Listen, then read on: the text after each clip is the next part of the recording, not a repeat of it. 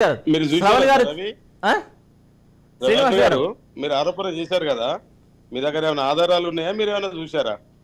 ఇది ఒక election stunt sir. ఇది ఒకళ్ళ మీద ఒకరు ఆరోపణలు చేసుకునేది ఇక్కడ ఆనవాయితీగా ఉంది.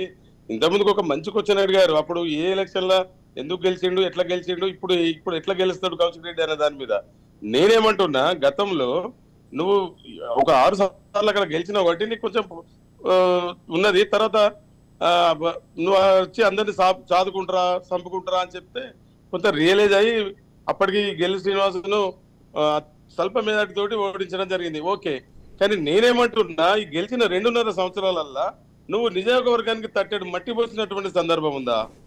మీరు మీరు మీరు శ్రవణ్ గారు ఒకసారి రండి, మీరు వచ్చి చూడండి. ఇప్పుడు మట్టిగానే ఆయన ఏదో బీసీ అయినందుకు లేకపోతే ఇంకేదైనందుకు ఏదో ఆయన మీద ఏదో కక్ష కట్టి చేసిన ఇవన్నీ బట్టి ముచ్చట్లు. నేనేమంటున్నా అంటే కౌశిక్ రెడ్డి అనేట ఆయనే ఎక్కడన్నా చిన్న తప్పిదం చేసినటువంటి సందర్భం చూసిలా కేవలం అక్కడ వాళ్ళు కొంతమందిని ఆ మీడియాలో పెట్టుకొని వాళ్ళ చిత్రీకరించి అవన్నీ చేసుడు తప్ప మీరు ఒకసారి రండి హుజురాబాద్కు. ఇలా కౌశిక్ రెడ్డి ఎమ్మెల్సీగా ఎంత పని చేసిండు, ఏం చేసిండు?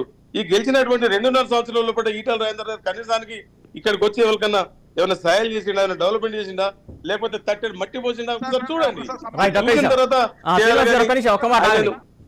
శ్రీనివాస్ ఒక నిమిషం అండి, శ్రవణ్ గారు చెప్పండి.